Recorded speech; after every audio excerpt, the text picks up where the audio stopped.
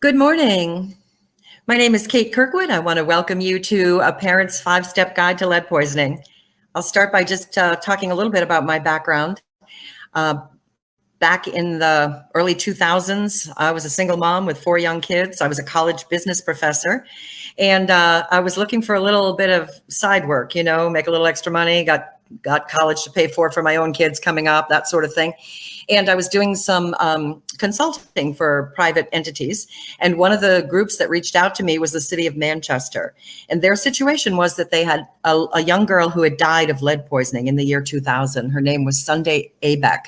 And there's lots of good information out there about her. Happy to talk with you about her if you'd like to know the story.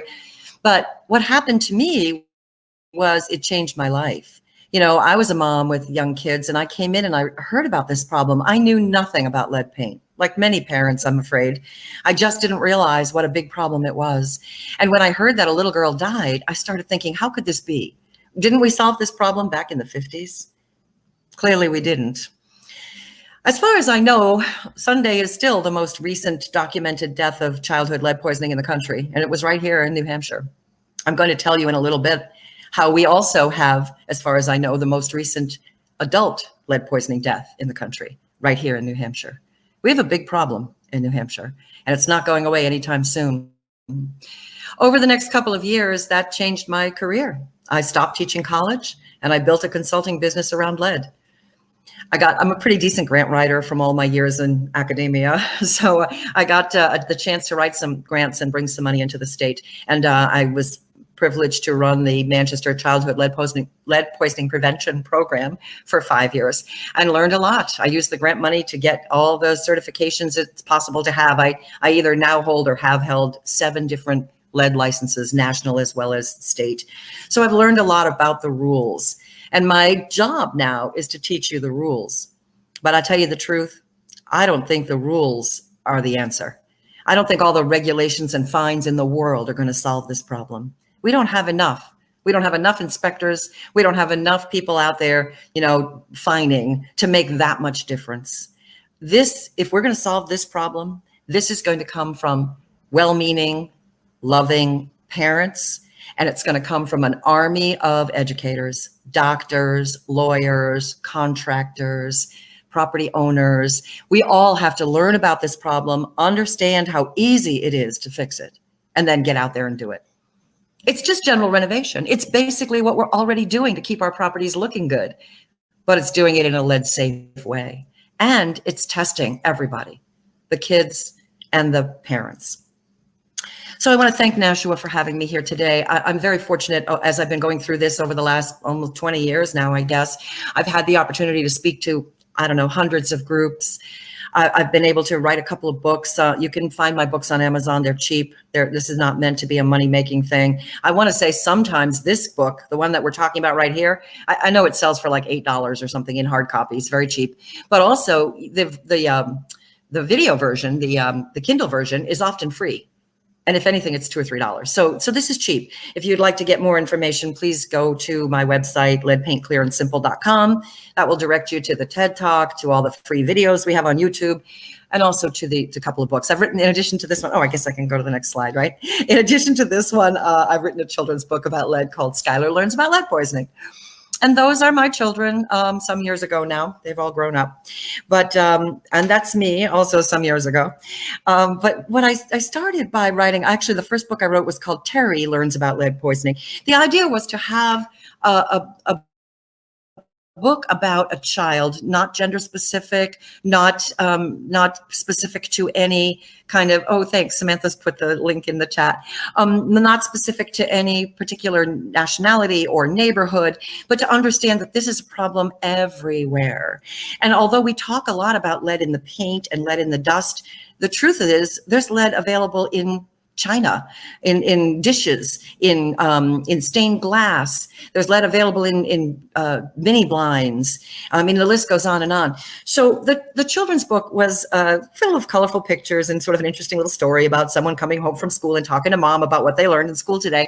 And it's cute and you can read it to little ones, but it's really aimed at the caregiver who's reading it. It's really aimed at mom or dad or the babysitter or grandma or whoever's reading this to learn about lead. So I hope that you'll pick up one of the books if you can. But if not, go look at the websites. There's a lot of good free information there. And visit the exhibits, not just mine, but there's so much good information here. I went to all the exhibits this morning.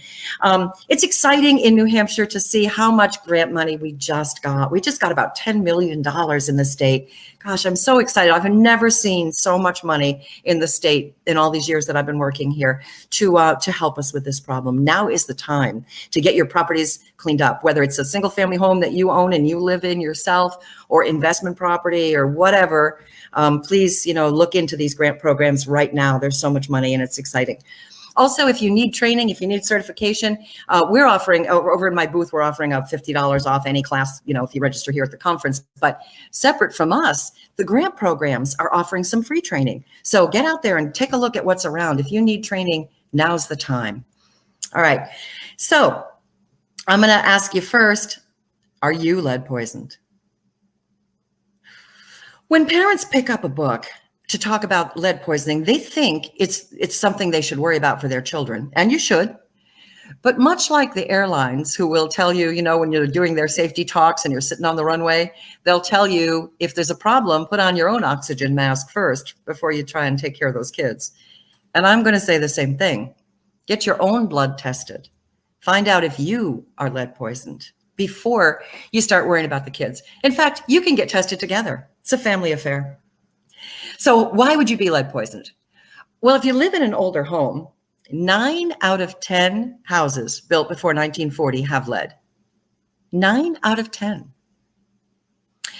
Even if your house was built in the 50s or 60s, you still have a 70% chance.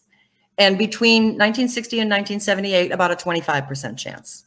So if your house was built before 1978, check it out. If it's built before 1940, you can just assume there's lead. All right, so maybe you live in an older home, but even if you don't, even if you live in a new home, you could very well be lead poisoned, and your children could be getting lead poisoned. And so here are some of the reasons why. If you're renovating your own home or somewhere else, I have a client that I worked with who's an attorney in Dover, New Hampshire, and he got lead poisoned by doing renovations on a summer home, a summer cottage that he bought up in Winnipesaukee. Now, he lived in Dover. He's lived in a new home in Dover with his family, but went up there and worked on weekends, brought lead dust back home, and the entire family had lead levels. So another example, similar example, I worked with a client in Manchester who lived in a relatively new home and didn't understand why all 3 of his children were showing up with high lead levels. And when I got to the house, I didn't immediately understand it either. It was a new home, well-maintained. There shouldn't have been any reason for this until we got to the workshop that he had set up in the basement. And it became clear that this family, as a hobby, as a family adventure, would go out and shop at yard sales, at estate sales, at antique shops, and they would bring this stuff home, and he and the kids would work on these projects in their basement. They made some beautiful things and poisoned all the family. So if you work in an old building, you could be bringing this stuff home from your office or your business every day. If your hobbies include renovation or antiquing or collecting, you could be in a situation where you're bringing this stuff home to your family. Sometimes it's just where we buy things, and it doesn't have to be yard sales or antique shops. This past year, again, this has happened, I think, 3 times in the last 5 years. This past year, we found a crib sold on Amazon painted with lead. And the reason for that is that some countries do not have the same standards that we have in this country. And because our culture is so international, right? We buy from anywhere. We have access to things that come into this country and prices are good. And we're excited about their, designs or their pricing or whatever it is, but they don't necessarily have the same legislation. So be careful about where you're buying and just look at the labels. Typically there are labeling laws.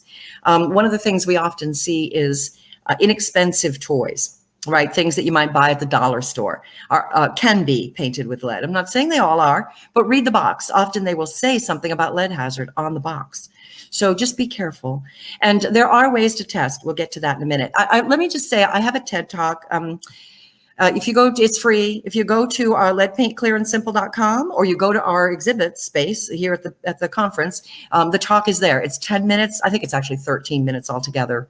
And you can watch not only a big discussion about lead, but the title of the topic of the talk is why you should worry about lead poisoning in a new home. It's not just old homes. And one of the things I did, one of the things the TED folks asked me to do is to actually test visually on stage.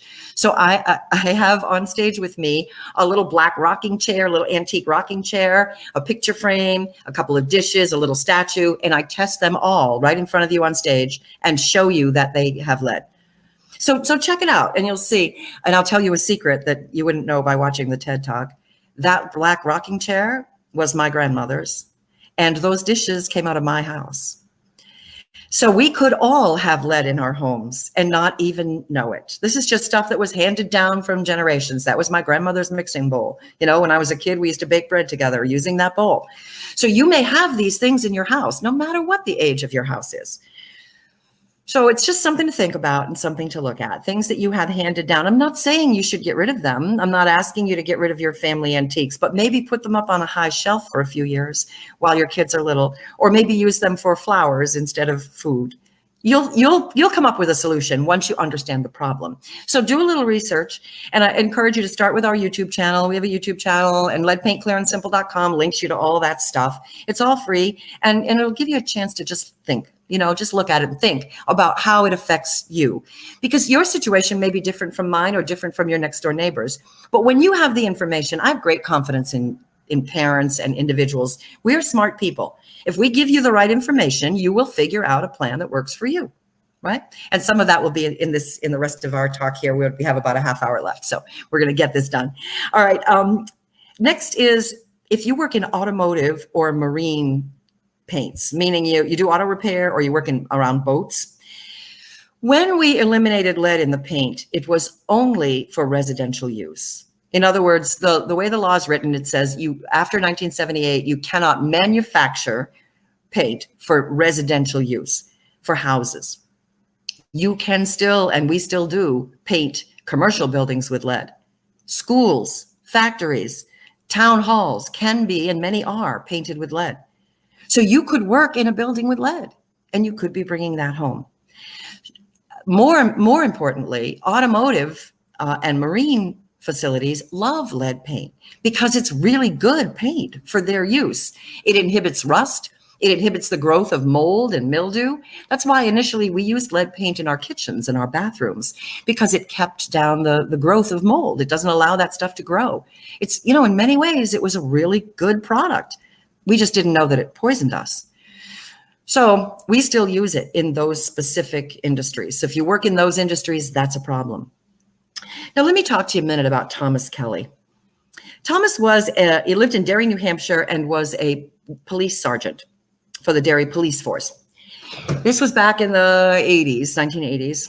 He was 35 years old, and one day his wife found him dead in bed with their toddler in the morning. As far as she knew, he was healthy, so she had an autopsy done, and they discovered his cause of death was lead poisoning. What Thomas did for work primarily with the police force is he taught shooting skills to young cops. So he worked in an indoor firing range, teaching them to get really good with their firearms.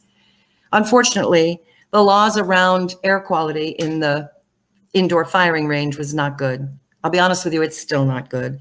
We were hired recently, I won't say where, but in New Hampshire, to help a firing range clean up lead dust as they were expanding and moving out of that building into another building. And they wanted to repurpose the building for other uses.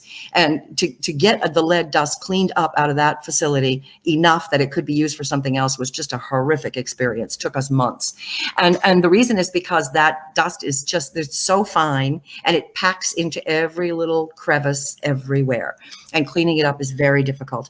So you can imagine the people who work there, and it's, you know, it's not macho to wear respirators, right? When you're teaching these folks to shoot. And so what happened to him is he just breathed too much of this stuff in. Now that's a lot of years ago, and we've learned and we've gotten better at this, but I just want you to understand that this is an area that we still have a lot to learn. And there's so much to know. So the first thing is think a little bit about the air quality in places that you go. If you have hobbies like indoor firing ranges, wear a respirator, protect yourself. I think COVID has done a lot to help us think that way, right? So one more thing I want to share with you about this is take home lead is a phrase that you'll see. If you Google take home lead, you start to see about parents bringing lead dust home to their children. There was a study done in the state of Maine in the year 2008. It's called the Infant Car Seat Study. You can Google this. I promise I don't make this stuff up. What happened was there were a number of children, I want to say a dozen, that had high lead levels but lived in new homes. And there was no immediate reason why that was obvious to investigators as to why these kids would be poisoned. So HUD was involved in this, and they were doing dust wipes on the floors. To try to find out what was going on with the houses where these kids lived, And as I said, I think it was in my earlier talk, if you have a lead mess in your house, like if you've got lead dust in your house, and this could be dust too tiny to see, right? I'm not saying your house is dirty. The amount of lead it takes to poison a child is smaller than a grain of sugar, right? This could be tiny, tiny, tiny amounts. And so there's a lot of lead dust. If there's a lot of lead dust in your house, it's on the floor typically because lead is heavy and it settles down. So if we do dust wipes on the floor, we get a good idea of what the situation is in the house. So at the time that HUD did this study, just to give you some numbers, the failure rate, if you will, for lead dust on the floor was 40 micrograms per square foot. So they take like a baby wipe, dust wipe, and then they wipe a square foot, and they have a special way to do that. Send it off to the lab, and the lab analyzes it. And if there's 40 micrograms or more in that square foot, it fails.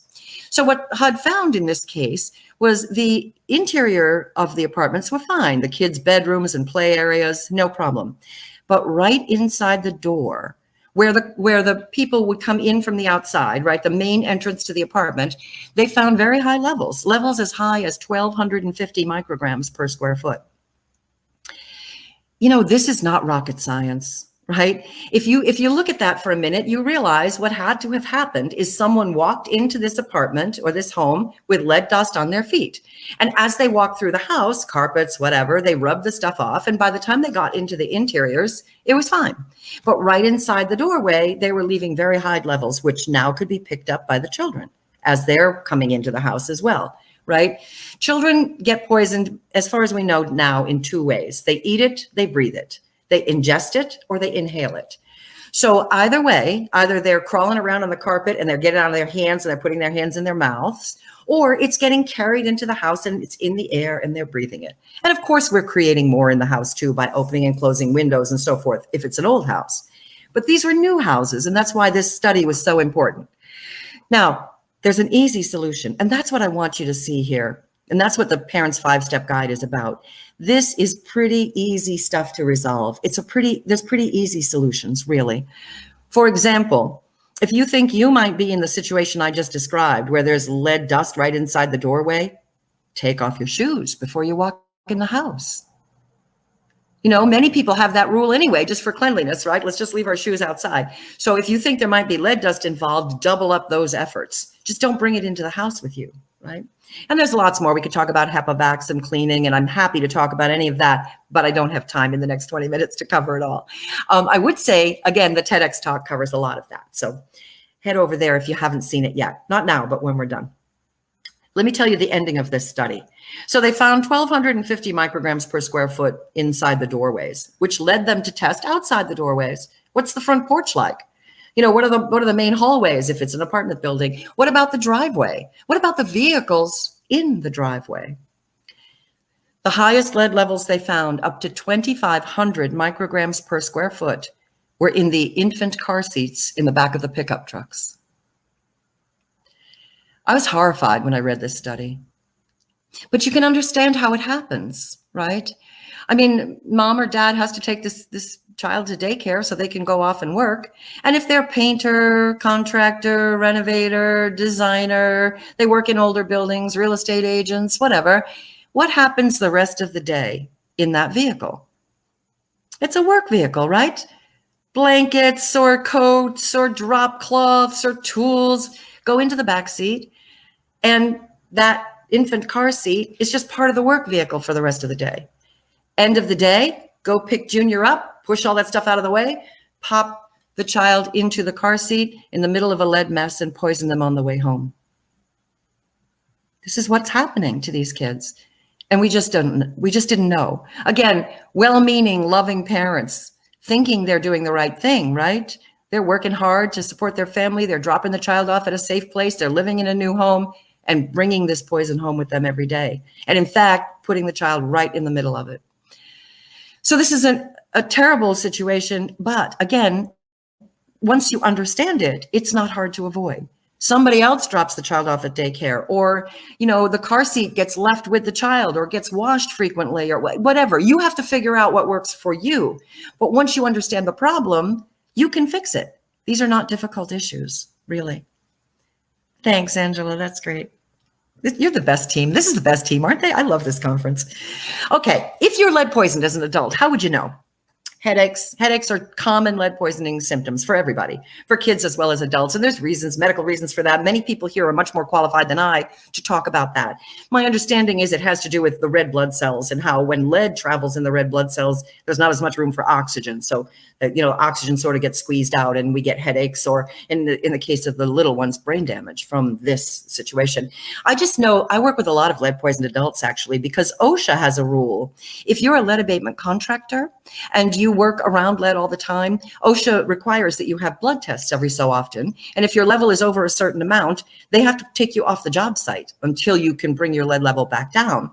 So in that situation, sometimes the contractor, the owner of the company, will hire someone like me to help them come in and figure out, how are these folks getting so poisoned? What can we do to bring their lead levels down quickly?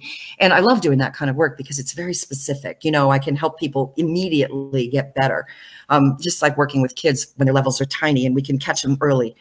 So same with adults. I've worked with a lot of lead poison adults, and I will tell you that they most often have headaches. That's a very common symptom. Also, digestive problems seems to be common. My stomach is acting up all the time. They'll say things like, I used to be able to eat all this spicy food and I can't do it anymore. That kind of thing. Joint pain. Any joint can be affected by lead. The lead actually kind of eats away at the joints. But I believe that the most common and the most difficult probably are wrists and ankles. I worked with a lead inspector recently who has permanent foot drop from high lead levels. Not in New Hampshire, in another state, but he's at the point now where we've got his lead level down quite a bit. But when he's tired, he still can't quite pick up his foot. His wrist doesn't quite work right anymore. The sex piece. We have to talk about this for a minute. Lead affects the reproductive organs of both, the reproductive system of both men and women. We know that women who are exposed to lead have higher miscarriage rates, women who work in the lead industry. That's easily documented these days. But what a lot of people don't realize is it often has much more to do with his work than hers. Even if she's not exposed, we still see high miscarriage rates among women whose partners work around lead. The reason for that is that lead affects sperm count. It creates abnormal and reduced sperm in younger guys. And in older guys, it is one of the causes of erectile dysfunction. So we'll get your attention one way or another, right? So here's the thing though. If a young couple's trying to get pregnant, he works around lead, she's more likely to miscarry, even though she may have no direct exposure herself. Lots of good research out there about that. We can talk about it. High blood pressure is a common symptom for lead poisoning, but the hardest one is what the doctors call general malaise. I just don't feel good. I'm just always feeling blah. I feel like I'm coming down with something all the time. And maybe it's allergies, physical fatigue. Okay, I'm just tired all the time. And it's so easy to say, I don't know, getting old. Maybe I'm not getting enough sleep. I guess I'm just tired. I don't know. I'm kind of down about things right now. It's so easy to blame it on something else, but it's also easy to find out. Get a blood test. All you have to do is ask your doctor when you go for your physical. It's not standard procedure. They don't think about it when it's adults, right? They think about it when it's kids, but when it's adults, it's not high on their radar. To say to you, hey, do you work around lead? Could lead be an issue here? Their doctor's not thinking about it. You have to advocate for yourself. The first time I asked my doctor for a blood test, she looked at me like I was crazy. You're not a kid and you don't live in an older home. Right, but I work around this stuff all day long. And then you'll get a number. And once again, don't accept their saying, oh, you're okay. Ask for the number. What's the number? You should be carrying a blood lead level of, I don't know, less than 5. I mean, it's harder to say with adults. Adult OSHA will let you work on the job site until your lead level reaches 50. So I kind of want to go by that. I have worked with a lot of lead poisoned adults. My current lead level is 0. It was not always. I had to work at that. And I'm in and out of these old buildings all the time. So you do not have to be lead poisoned. All right. Find out what the number is. Give me a call if you want to talk. I'm happy to help. How likely are you to be lead poisoned? Well, it depends on your situation, right? But let's start with your house. If your house was built before 1940, 87%, 9 out of 10 of them have lead. And here's the numbers that I just gave you earlier. So how do you know? Now let's talk about the kids for a minute. All right. If you think you might be lead poisoned, great. Call your doctor, get a test. We can talk about how to bring that lead level back down. There's lots of good information out there about it. I don't want to start getting into that because it varies so much depending on your situation, but there are ways. And with adults, once you bring a lead level back down, most of us kind of go back to normal, whatever normal was for us. It's different with the kids though. As you've heard, the kids can have permanent brain damage, particularly if they're under 6. We have a controversy about how many kids are lead poisoned in this country. We just don't know because like New Hampshire, many states are not testing. I believe that this is a huge problem. And some research is out there indicating if we look at a child as being not just 0 to 6, but 0 to 18, then maybe 1 in 3 American children today has lead poisoning. That's a crazy number. I don't know. There's still a lot of research to be done. My point is there's a good bet that there's lead in your house, in your household, even if it's not an old home. So what do? Well, to figure out whether the kids have lead poisoning or not, you want to test them, right? Same thing, get a blood test done. Here's some of what I already talked about, but let me talk about testing your house for a minute. There's some levels of ways in which you can test your house. I would test my kid first, right? And see if the kid has a level. But whether they do or they don't, you still may want to test your house because they might be picking it up somewhere else. You'd like to know where are they getting it if they are, right? You want to bring their lead level down as quickly as you can. And there are lots of ways to do that. That's a topic of another day. But again, I'm going to give you my contact information. Call me, email me. I'm happy to talk with you privately about your situation. This is what I do. I'd love to talk about it because, this is how we solve the problem. I want an army of people out there talking about it. The more information I share with you and you share with your family and friends and they share with their family and friends. And that's how we fix the problem. Not with fines and laws, but with people, well-meaning, caring people sharing information, right? So I want to share so you can share. And that's why all the videos and everything are free. Just share them on YouTube or do whatever you want to do with them. So get your kid tested, but let's talk about your house. You could have a full risk assessment done. That would cost a fair amount.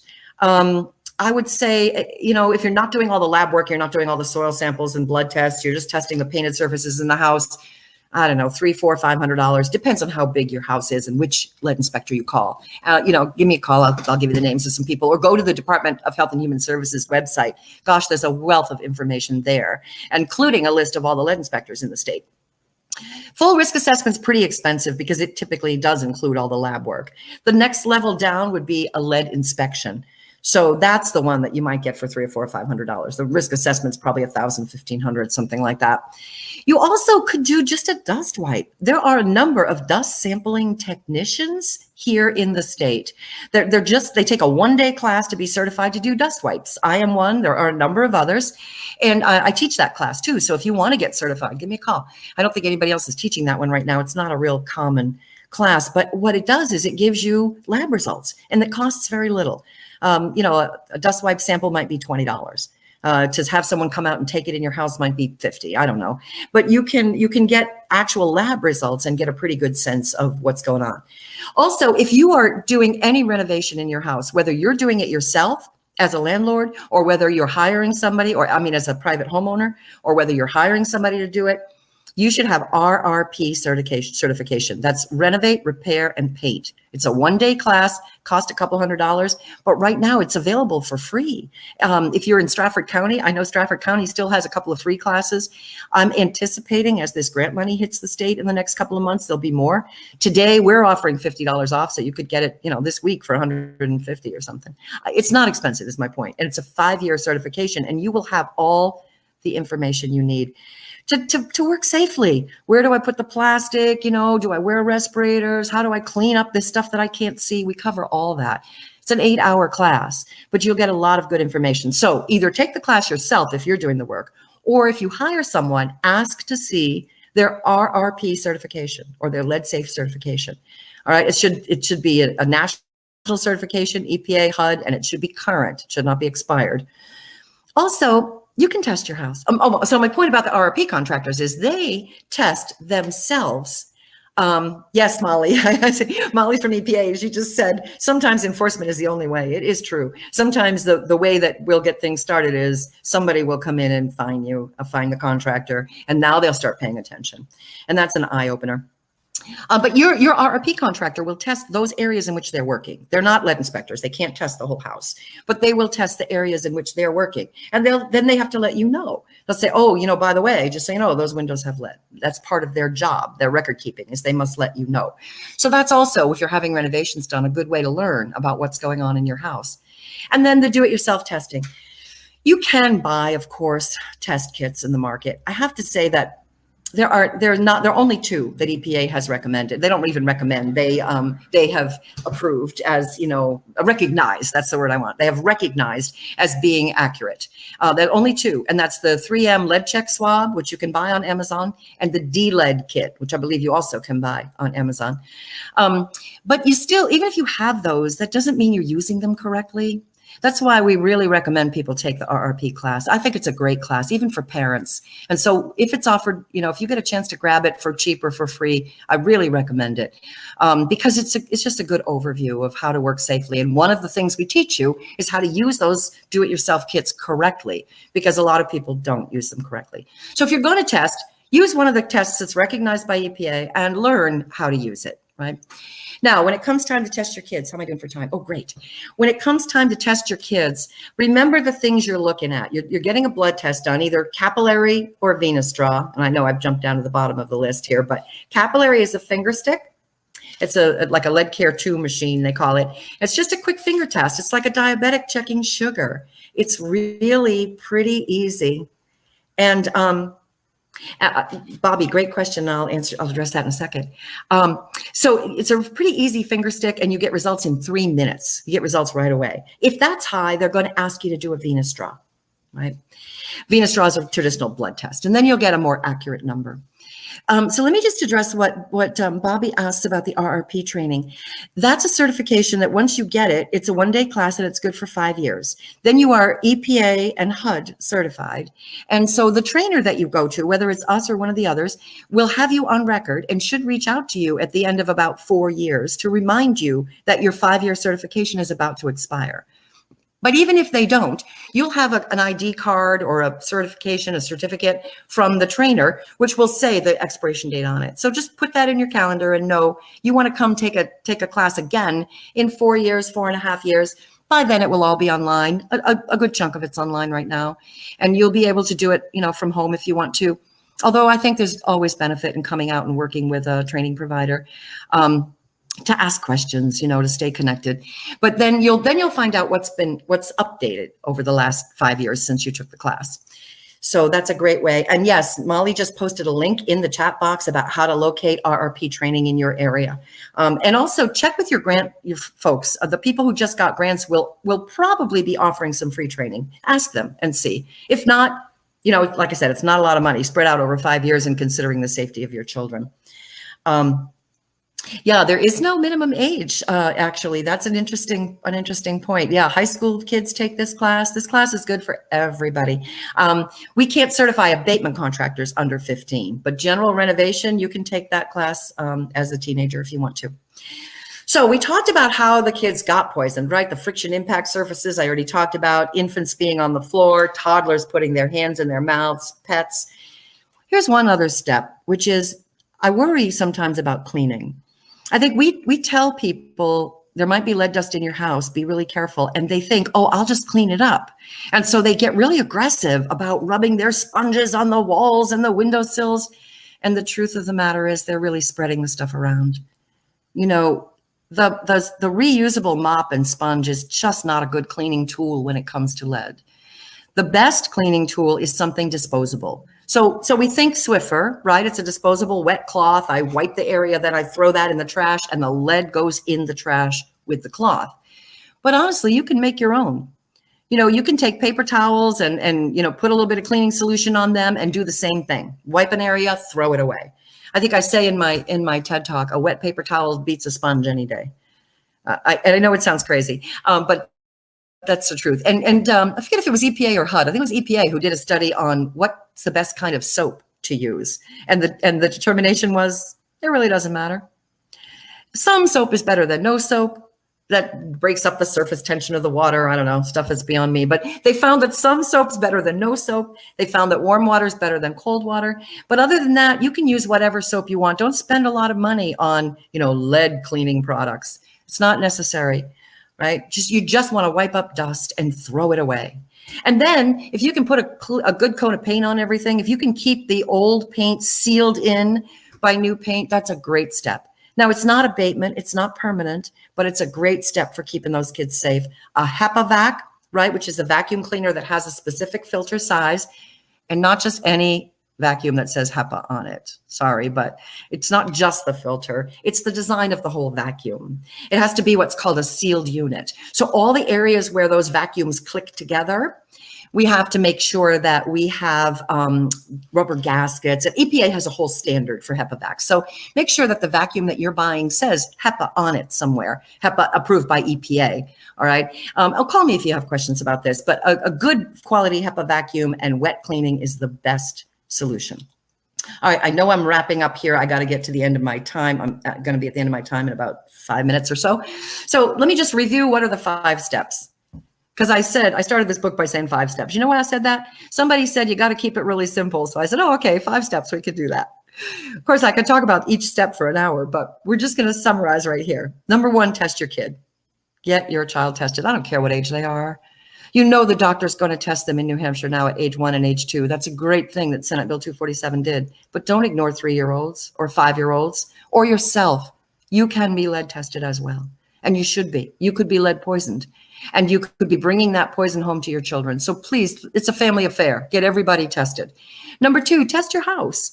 If you've got people with high lead levels, figure out what's going on. If you don't want to do it with your own, do-it-yourself test kits, call a dust sampling technician or call a lead inspector, call a risk assessor. If you're going through one of these grant programs to have full abatement done, by the way, they will pay for all those inspections. So start off with your grant application if you're thinking about doing that, and reach out to us. We have we have a contract with New Hampshire Housing. We actually do intake. I'm the intake person statewide, except for downtown Nashua and downtown Manchester. They have their own programs, but call me and I'll give you their phone numbers. We all work together. So if you're interested in the grant program, reach out to us. Get your house tested one way or another. Number 3, talk about this. That's our secret weapon right there. Raise awareness. Talk to the grandparents. Talk to your friends. Your children go other places besides your house, right? Once you open the eyes by looking at your house, you'll start to look at grandma's house differently, and the babysitter's house, and your ex, and your friends, and wherever the kids go. Think about their schools. Talk to your pediatrician. Make your pediatrician your partner in this. You would be surprised how little training some doctors have. New doctors that are just coming out of medical school, I think, have a lot of good training about lead. But doctors who are a little older, who've been practicing for a while, I have doctors call me and say, what is it again? Talk to me again about what I'm supposed to do with a kid at this level. It's just hard. It's hard they have so many things to worry about, especially right now when COVID is such an important piece of their world. And, they're worrying about what they see as very immediate, very acute things. And sometimes it's easy for lead poisoning to kind of get lost in the training. So please advocate for yourself and your children with your medical professionals as well. Talk to your landlords, talk to your schools, talk to your contractors. Using lead-safe work practices around your house when you're cleaning. Being careful that you're not disturbing the paint by being an aggressive cleaner. Pressure washing outside the home if it's old houses. It's just not allowed anymore because you're just throwing all this lead dust and chips into the air, and the kids will pick it up on the yard and bring it into the house. And if you are having any renovation done, please please talk to hire lead safe contractors. Talk to me if you're, or go to the list that Molly just posted for RRP trained folks. You don't want to take a chance on this. So here's my contact information and a listing of sort of the things we can do for you. But if you have any questions about lead, just reach out. If I can't help you, I will find someone who can and turn you over to that person. We are so lucky to have such a great network of people here. I mean, Nashua is a terrific resource. The State Department of Health and Human Services, an amazing resource. And we have EPA folks that are active in New Hampshire and involved with us, and they're all here to help. You know, we have to just reach out and ask questions. Speaking of which, I think I have 5 minutes left, so let me be quiet and answer whatever questions you have for me. Thanks, Kate. That was very interesting and informative. So we can now move into the question and answer portion of the presentation. So if you have a question, please write it in the Q&A box. We have a couple questions already. So Bobby Bagley